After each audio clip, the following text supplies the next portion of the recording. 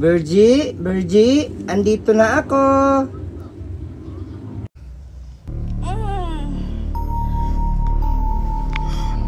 Ay hala, dito pala ako nakatulog sa bahay-bahayan namin ni Maymay.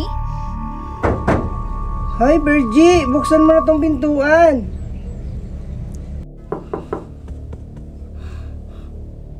Siguro si Maymay yung kumakatok sa pintuan namin.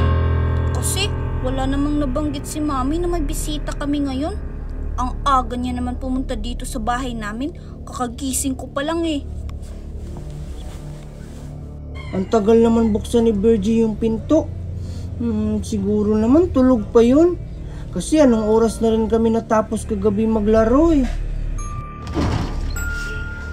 Sabi ko na nga ba Maymay na ikaw yung kumakatok sa pintuan namin. Buti naman at binuksan mo na yung pintuan, Virgie. Kanina pa ko dito, no? Sorry Maymay, hindi kasi kita narinig eh. Kakagising ko pa lang kasi. At saka, ang aga mo naman pumunta dito sa bahay namin. Siyempre, Virgie. Baka kasi utusan ako ng maaga ni Mami. Kaya, pagkagising ko, pumunta agad ako dito. Ah, ganun ba Maymay? Sige Maymay, pumasok ka na. Sige, Virgie! Maymay, ano ba yung lalaruin natin? Magtago-taguan na lang tayo sa baybayan natin, Virgie. Sige Maymay. Maymay, wait lang ha. Kukuha lang ako ng snacks natin. Diyan ka lang muna. Sige, Virgie.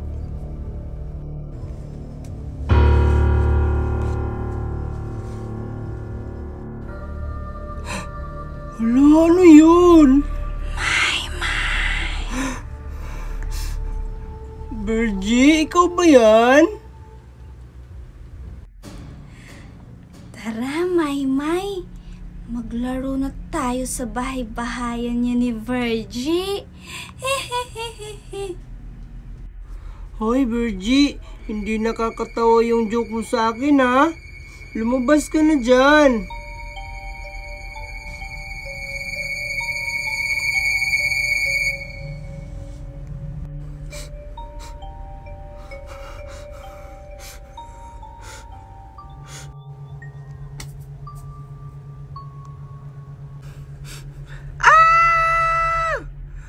Ay, ano ba yan? Ikaw lang pala yan, Teddy. Akala ko kung sino. Grabe ka naman. Tinakot mo ko talaga, ha?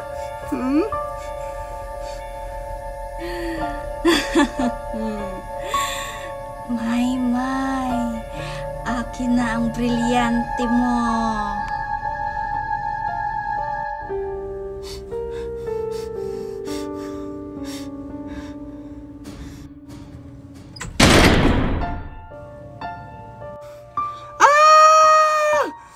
Hoy, Virgie, lumabas ka nga dyan. Hindi na to funny, ha? Wah! Andito na ako.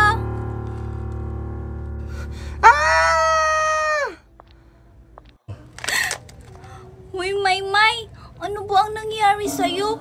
Ba't parang takot na takot ka? Hindi talaga, parang Virgie. Takot na takot talaga. Ano ba ang nangyari sa'yo, Maymay? Umalis lang ako saglit, tapos pagbalik ko, para ka nang nakakakita ng multo. Kasi naman, Virgie, may multo talaga dito sa bahay nyo. Nakakatawa ka talaga, Maymay. Ano ba yung pinagsasabi mo? Wala kayong multo dito sa bahay namin. Meron talaga, Virgie. Bumubulong pa nga siya sa akin. Sabi niya, maglalaro na daw kami. Hay naku, Maymay. Baka guni-guni mo lang yan. O eto, may chichirya ako dito. Kainin mo. Baka gutom ka lang. Kasi naman, ang aga-aga mong pumunta dito sa bahay namin. Baka hindi ka pa kumakain sa bahay nyo. Oh.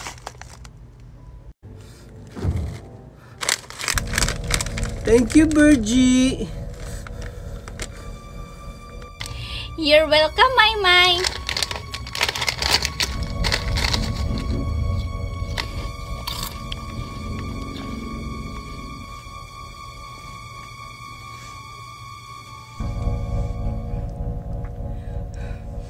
Maymay, nakita mo ba yun?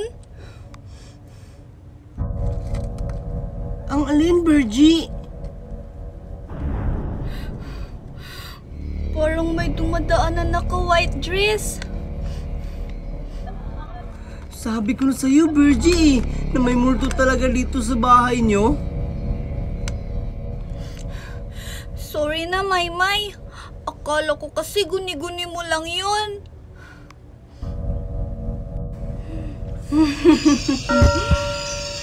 Virgie, Maymay, akin na ang mga brilyante nyo.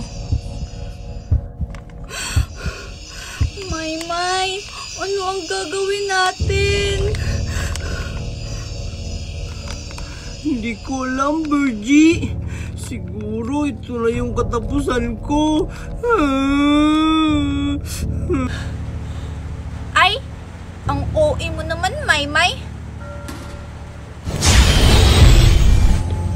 Ano bang kwenta nito mga brilyante natin, Maymay? Hindi natin to gagamitin laban sa multo na yan. Di ba, Virgie, hindi naman gumagana yung powers ng mga brilyante natin? Ay, oo nga pala, Maymay, no? Siguro, Maymay, ito na rin yung katapusan ko.